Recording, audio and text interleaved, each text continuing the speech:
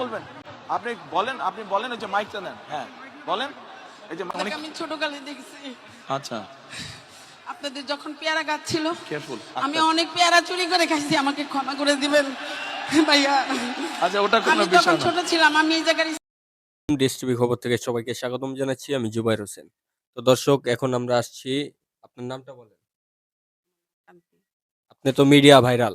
আপনি নাকি বিএনপির চেয়ারম্যানের ঘর থেকে পেয়ারা চুরি করে খেয়েছেন। ঘর থেকে না, তার বাগান থেকে, তার বাগান বাড়ির থেকে? বাগান থেকে ছোটকালে। ছোটকালে বলেন, এই বিষয়ে কিছু বলেন। তো অনেক পেয়ারা খেয়েছি তো। ওটা তো ছোটকালে পেয়ারা চুরি করে খাইছি ছোটকালে পেয়ারা চুরি।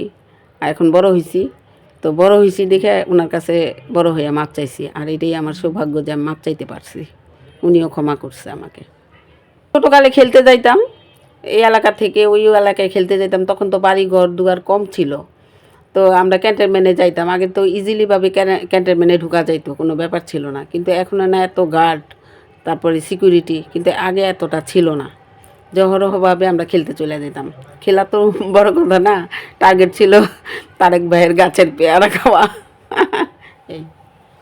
এই জন্য আপনার নাম পেয়ারা চোর হয়ে গেছে। না না ছি, না আমি পেয়ারা চোর না। মানে ছোটকালে তো সবাই একটু একটু ভুল করে, তো ওইটাই ভুলের জন্য বড় হয়েছি, মনে হয়েছে যে আসলে আমি অন্যায় করছি, এই জন্য ওনার কাছে দর্শক, আপনারা দেখতে পাচ্ছেন। তো দেশ টিভি খবর থেকে সবাইকে ধন্যবাদ। আমাদের পাশে থাকুন, আমাদের সাথে থাকুন।